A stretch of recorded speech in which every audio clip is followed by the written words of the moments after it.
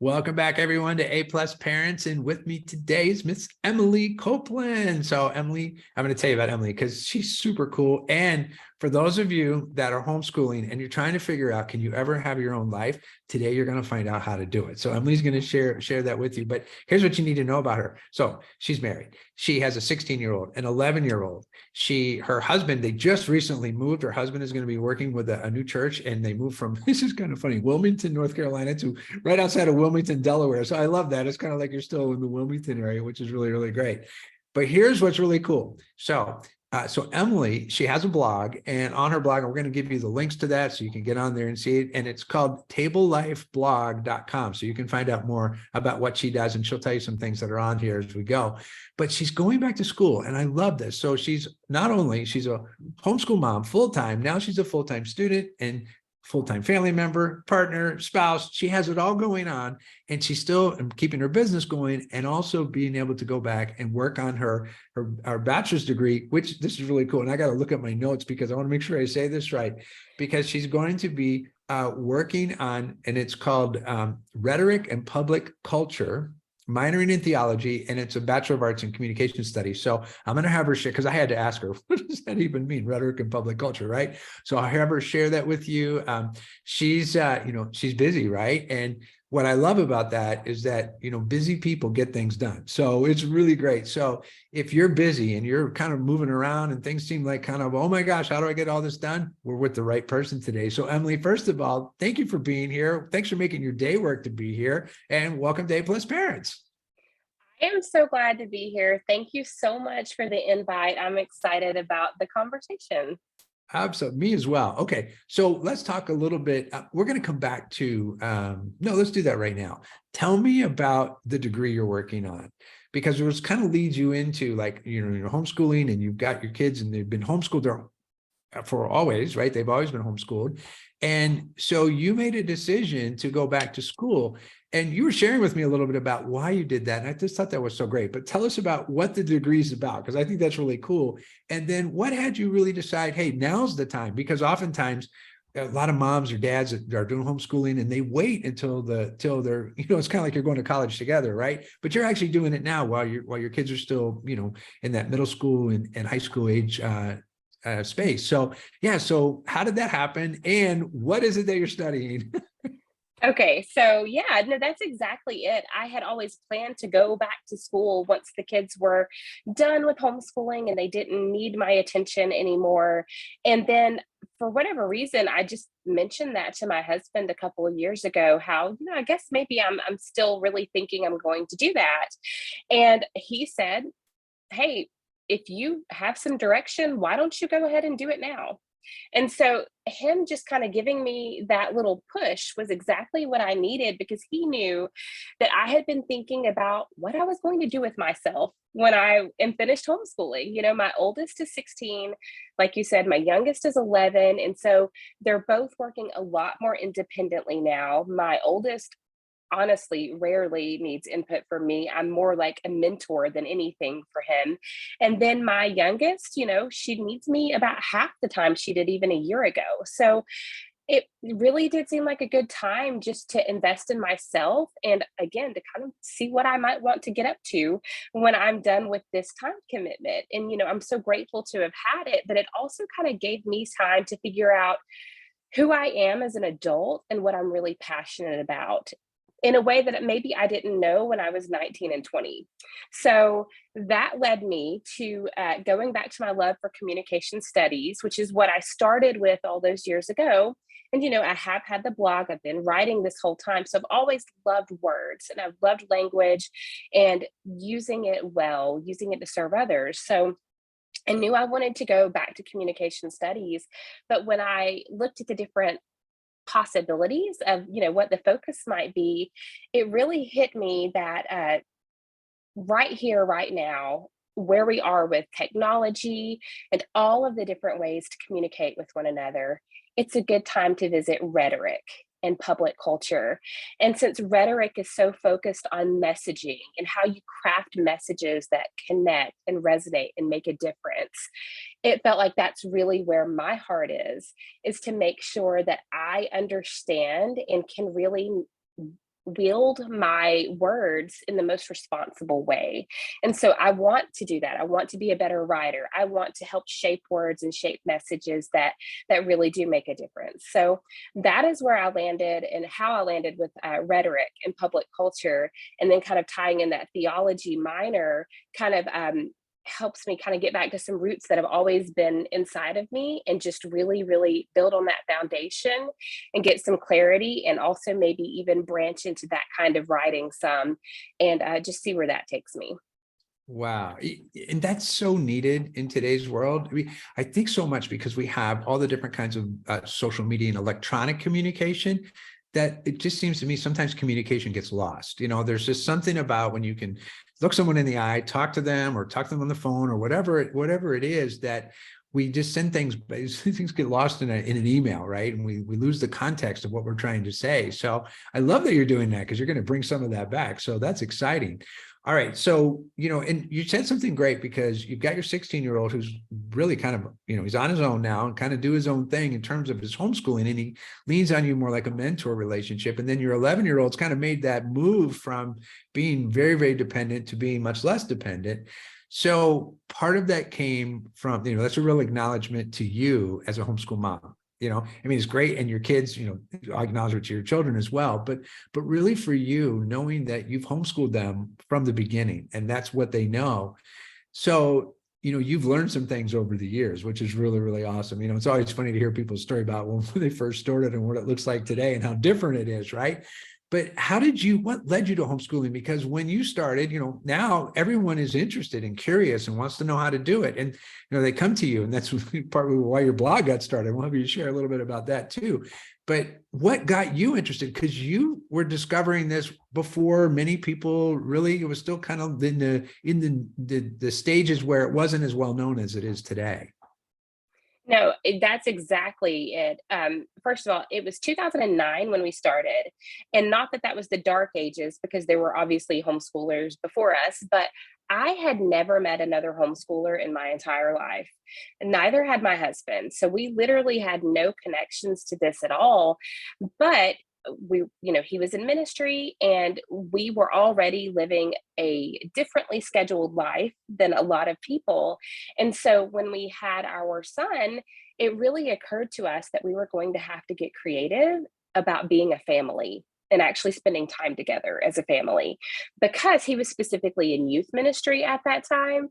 And so Mhm. when you are in youth ministry, you get the privilege of not being home when most people are home, because you're connecting with teenagers, and you're doing things on those off hours from what your traditional schedules look like. So it really, really hit us that homeschooling might be the best option for us to not just be like a family that lives under the same roof.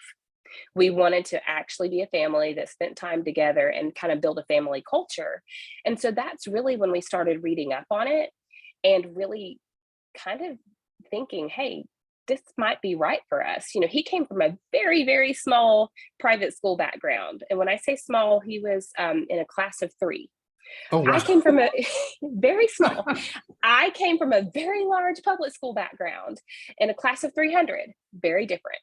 So we literally had no connection to it. For us, our introduction to it was literally just seeing the fact that this looked like the best way for us to spend time together. So I had to check out books from the library and read them on my lunch break, and make notes and see what might work. And so I was at that time really just kind of visiting what this might look like, trying to take my own experience with education, again, a public school education that served me well enough, and just seeing, okay, well, that's not going to work with just one kid in my living room.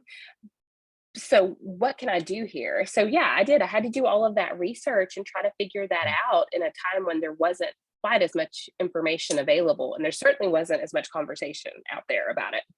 Wow. Okay. So so you started in 2009, kind of, you're doing all the research pretty much on your own. And of course, and there's still groups out there, but so today it's so much more networked, and, you can find different find your ways around, right? As you started this in 2009, and, when you make a life change like that, sometimes you look back and go, oh my gosh, what did I just do? Right? Did I do the right thing? what kept you going? Because here you are, this is 16 years later, and here you are, and you're still going strong, and right? So, or from the time that you started homeschooling, so not quite 16 years, but you're 16-year-old, right? But here you are from 2009 till now. What was it? What kept you going through all this time? So I think, what starts, what is your reason for starting can be a really valid reason. But you can develop these other things that you just kind of discover along the way that honestly kind of end up maybe encompassing or overshadowing a little bit the reason you started to begin with. And that was definitely the case for us as we went along. And I did kind of learn more about, different educational philosophies and different like methods for teaching and, just different ways of looking at education in general.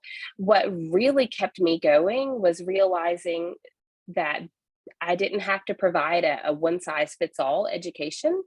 I really did have the luxury, and it is a luxury because not everyone gets to do this, but I had the luxury of really meeting my kids where they are and where they are going and just adjusting along the way. So having that flexibility to still educate them in a pressure free environment, but also an environment where we could kind of come alongside them and just kind of lead the way in learning.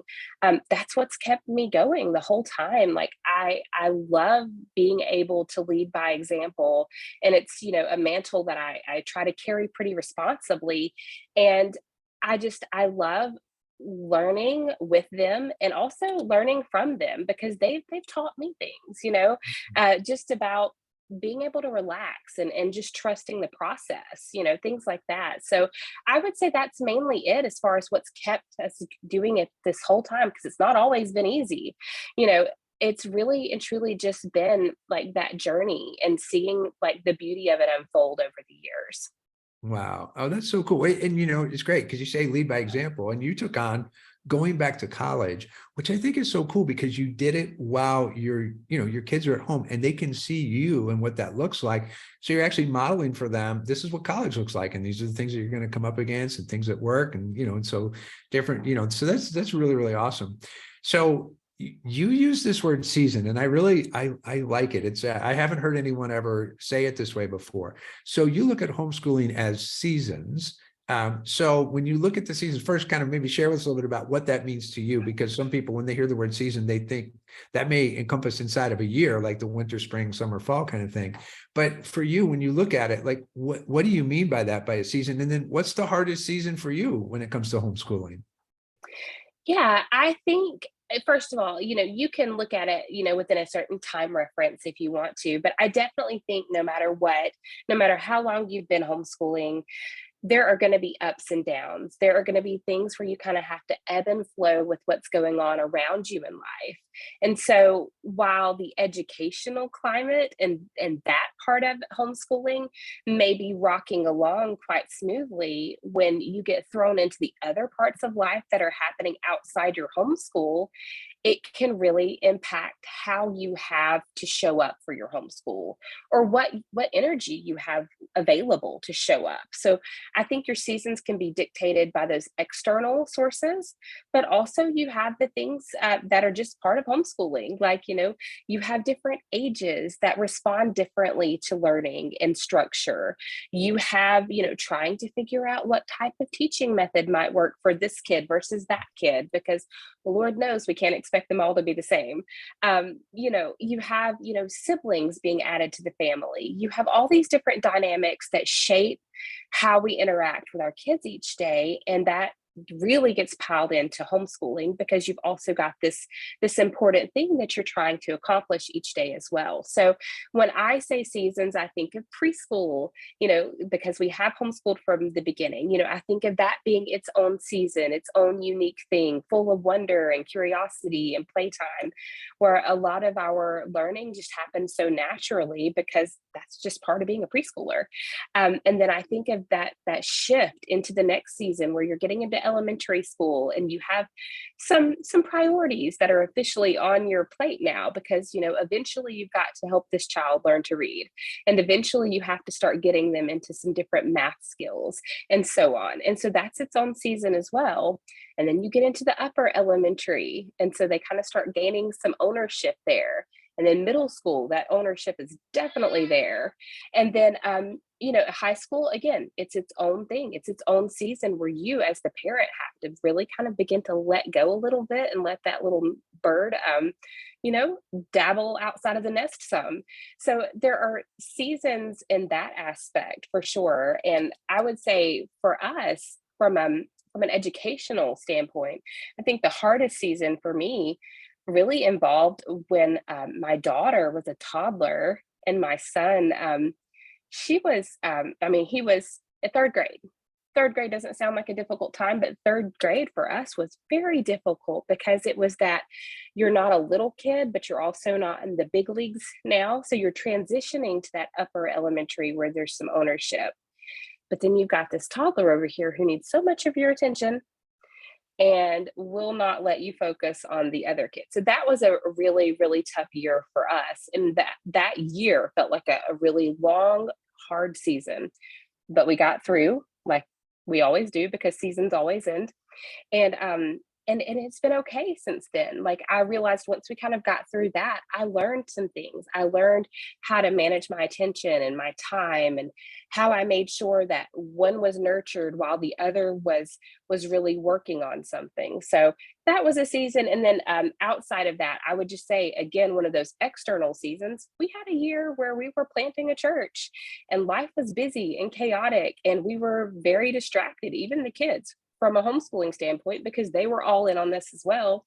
And then we had a hurricane come right after the church launched, which brought grief for us. So we kind of had to approach that through a lot of gentleness. And then, I would even say the pandemic itself, even though for all the people in this big world, homeschoolers working at home shouldn't have been as impacted as a lot of other people, but there was still a lot of heaviness. And so that was its own season because I had to learn to really approach how I was scheduling my kids with a lot of gentleness because they needed it just as much as anybody else did.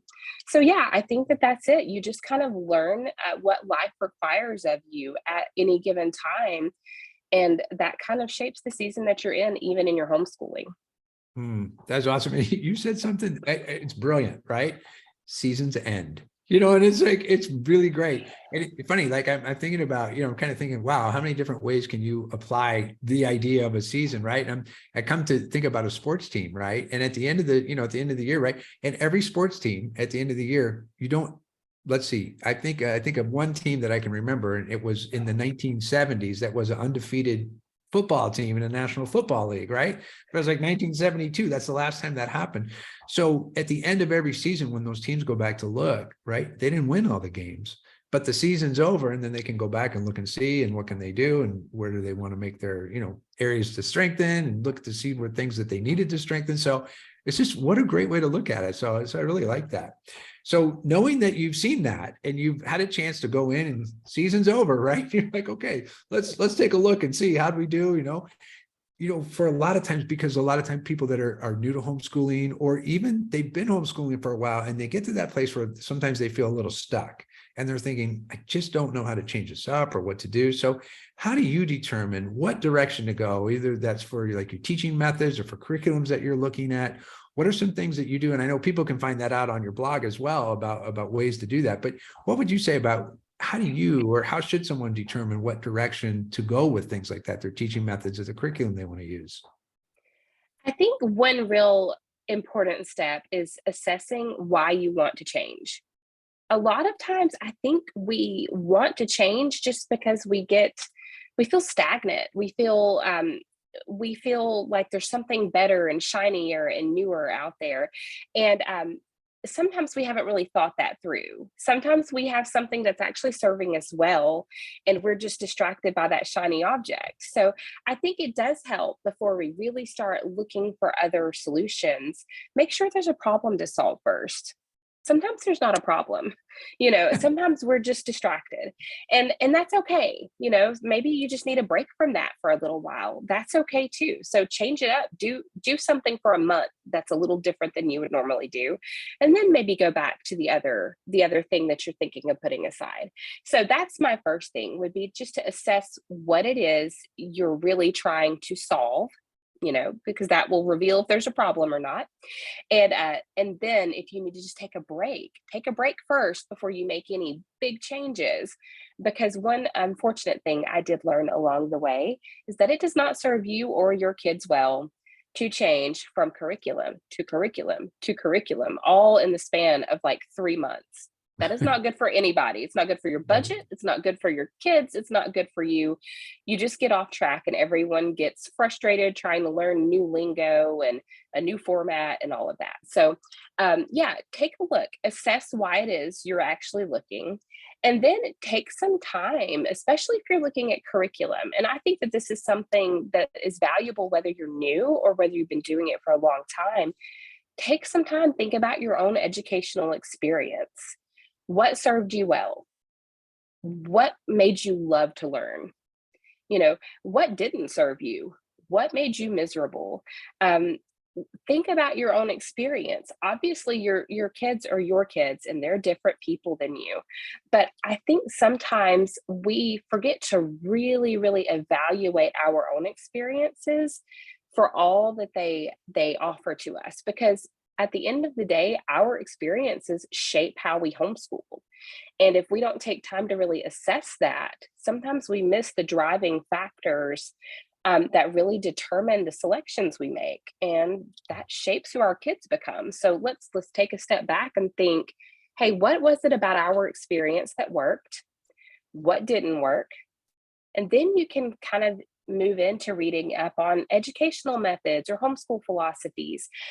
And there's a lot to learn about all of that. And it can be really intimidating as somebody who does not have an educational background, as far as, like a trained educational background.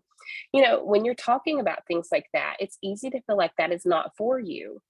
But if you are educating your kids at home, and even if you're not, if you're just a parent and you're just interested, it serves you well to know all of these different ways to approach learning, because you do impact your kids. And so, then start just reading up on them. You can read something without committing to it. Just reading and learning about an idea doesn't mean you're about to just abandon everything you've ever put in place and start over. So, yeah, just start kind of reading. And then if you see ideas that are implementable, do that. But you don't have to go all in. You don't have to go all or nothing and abandon everything that was working. I think sometimes with homeschooling, we can get a little legalistic when it comes to educational philosophies, and we can trick ourselves into thinking that, we can't be Charlotte Mason homeschoolers if we're not doing this, or we can't be classical homeschoolers unless we're doing that. And maybe you could just be you.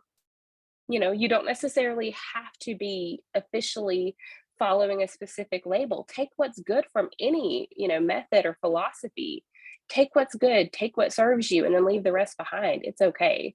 So I think that's really the starting point. It's just taking that time to assess and then start just researching a little at a time and just see what you can take away to make your experience better.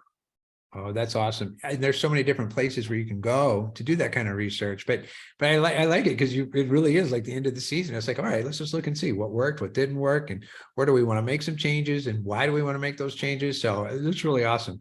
All right, so let's say it's back to 2009, and there's then you're looking, here comes future Emily, back to Emily 2009, and your first getting started in homeschooling. So you've done your research and you've decided, okay, this is what we're going to do, right? Is there any message that you might give yourself, when you look back from now back till then, to say, hey, Emily, it's future Emily. Listen, just want to give you a couple of pieces of advice as you go. What would you tell yourself to get ready for those homeschooling years? Okay, so it's not revolutionary, but it would just simply be to trust yourself. Mm, I think so often we can go into this and we can do all the research, we can really feel called to do it a specific way. And then the second someone says, wait, you're doing what? You can just talk yourself right out of it. And that was definitely the case for me. Like I was very, very, even in 2009, sitting at my lunch table, reading up on things, very, very drawn to specific types of education. And I loved them. And I remember thinking, oh, how amazing. This could be education for my kids. That's amazing. It's so different. And I was so, so enchanted by it. I loved everything about it. And then next thing you know, when it was time to actually start homeschooling, um, I knew people who were public educators, and this is not a criticism of them at all. This is more a criticism of me.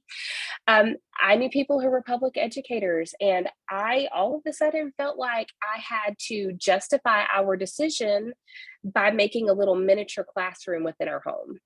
And I needed to try to mimic everything they were doing in order to Right. be justified and validated in this decision. You know, very much so a see, I can do it, you know. And I didn't have to do that. I could have just walked in what I had already decided was the right path for us. So I would have saved us so much trouble and so much time and frustration. And a lot of that trial and error along the way, if I had just trusted myself from the beginning and not tried to do something that I thought I needed to do to gain other people's validation. Because, spoiler alert, you don't have to have anyone's validation to homeschool. That's so great.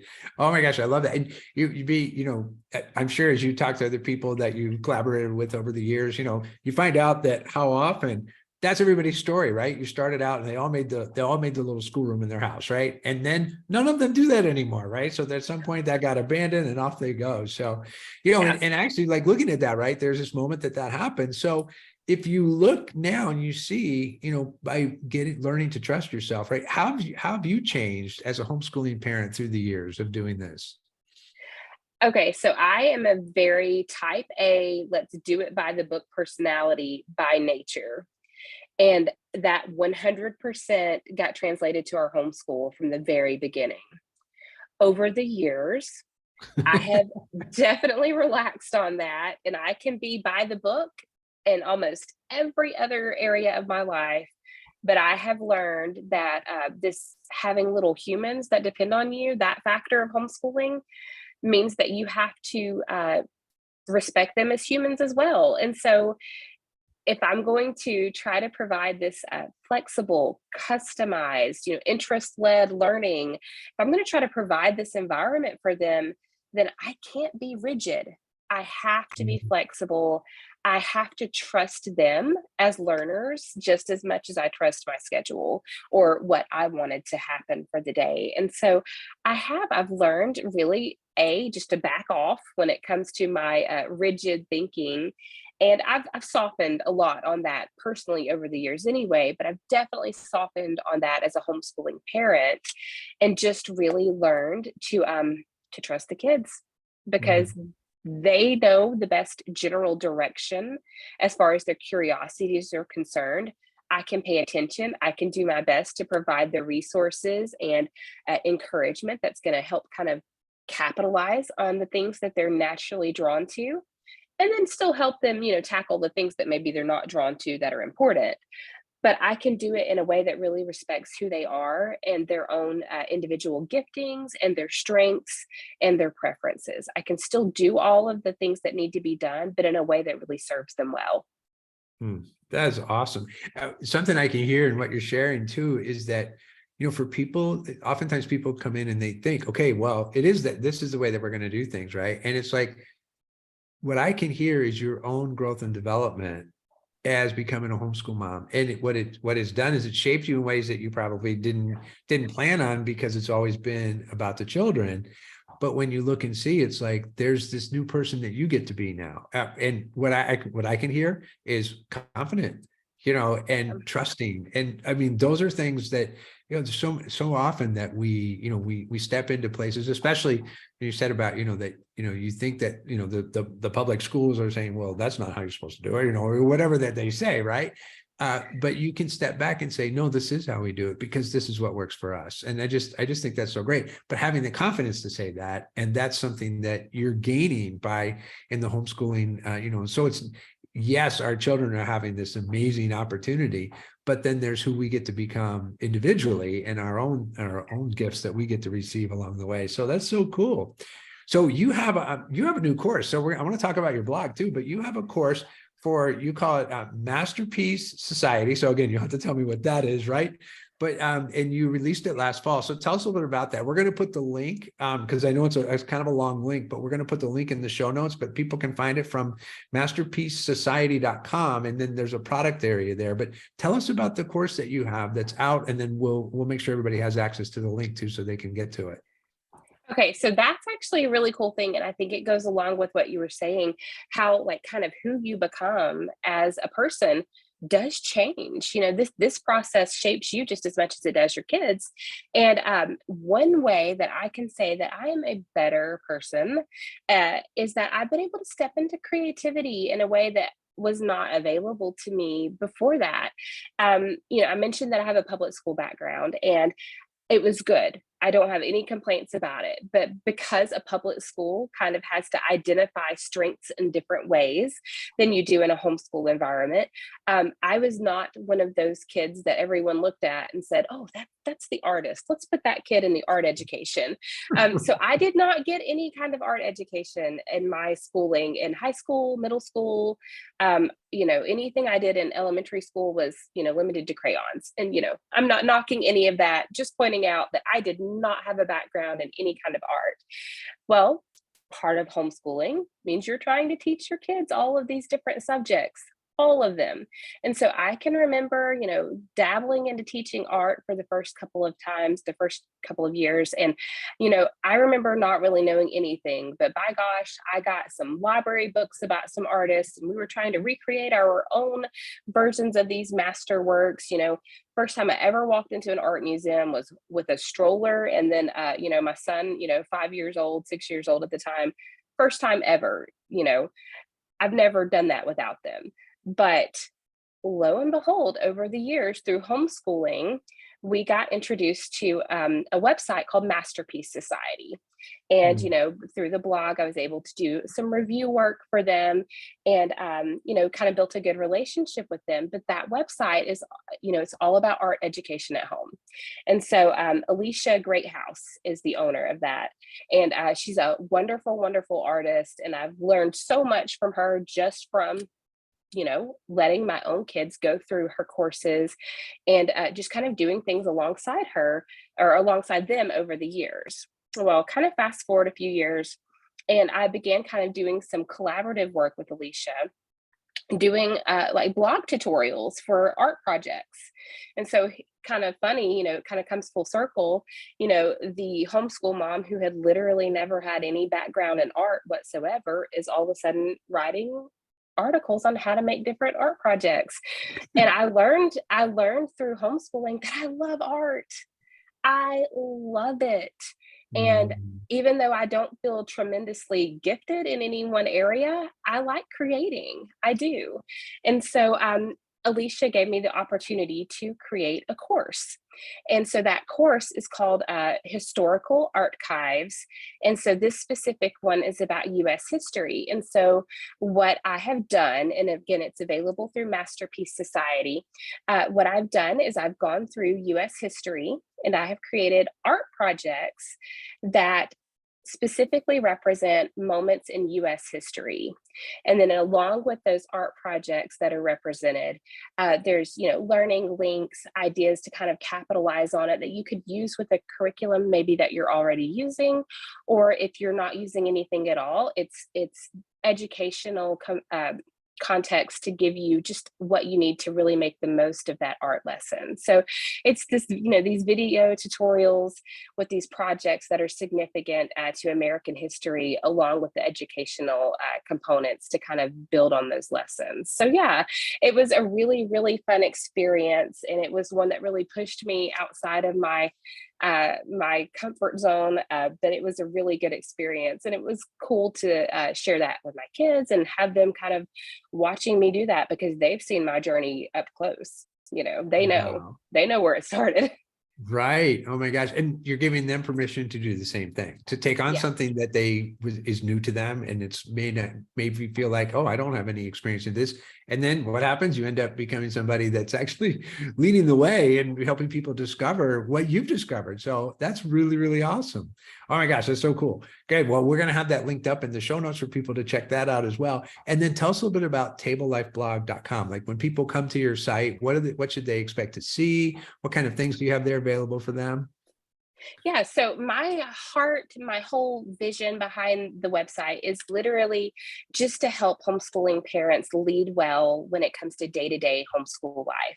So sometimes that is by providing like product reviews. Here's something that we found and that we have worked through. Here are our thoughts on it. Here's how we think it could help you. So sometimes it's reviews, sometimes it's book lists, because we are very literature driven. So lots of different book lists, kind of segmented by different categories and, different educational aims, lots of art ideas and things like that, unit study ideas, just a lot of different things like that. But then also just lessons I've learned along the way.